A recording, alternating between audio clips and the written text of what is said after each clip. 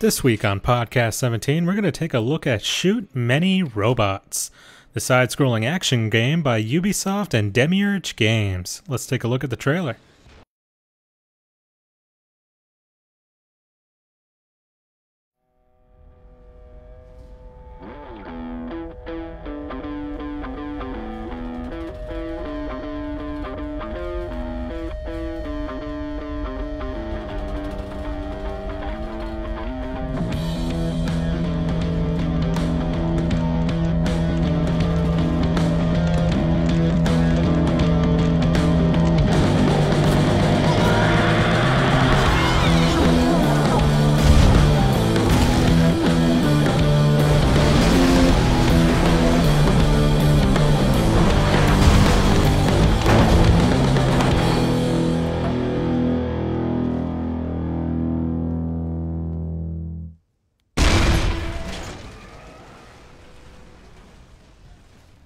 The main character in this game is P. Walter Tugnut.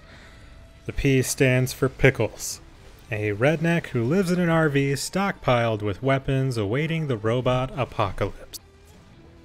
Walter's prophecy is eventually realized when he learns that robots have been automating their process in a factory near his house, and one came and eventually destroyed his truck. This sends Walter on a mission to save humanity from the robot apocalypse. And that's pretty much where the story ends in this game, but that's not a bad thing. I actually loved the hell out of it.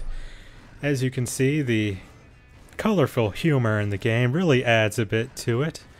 The shooting mechanics are pretty good, and all around the graphics and design are pretty decent as well. There's not really much to complain about it. It gives what it promises.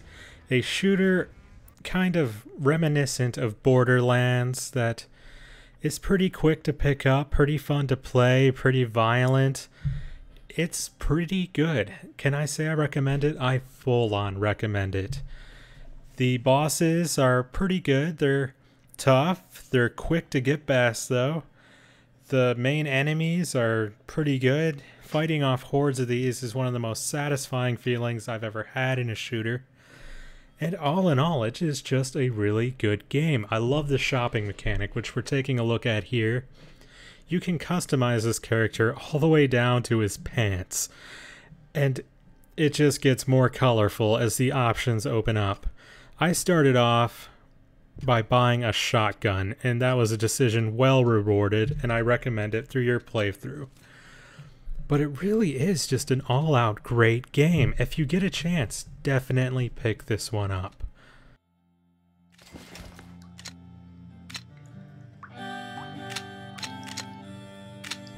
Now we're going to take a look at some of the shooting mechanics.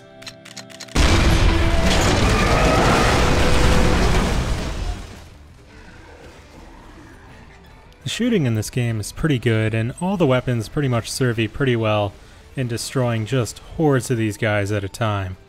After you destroyed about a good horde of them, you then go through and pick up all the nuts and bolts you dropped, and that's pretty much the currency in the game. Now the only thing that really bothered me is that all the robots seem to drop just about the same amount of nuts and bolts, no matter how hard they are. Like, let's take a look at this guy here. He was a pretty tough boss to beat initially, because they're just now showing you the mechanic, and he dropped the same amount as all the small ones I destroyed earlier. Now, that's a pretty small gripe, but I thought I'd bring it up anyways. And here we're taking a look at the scene from earlier in which the robot is humping the crap out of your RV, and this is pretty much how all of the boss battles are played out.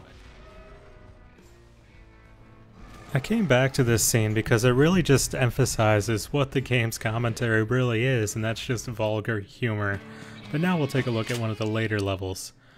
As you can see, this is your refueling mechanic. You pick up your ammo and your beer here. Your beer is used to refill your health when it goes down. And here we are showing some of the jumping mechanics where there's a double jump. That helps out in some of the more harder hordes. And here we are facing off against one. I'm trying to use a melee attack here. It's not really working, so I use a gas can instead.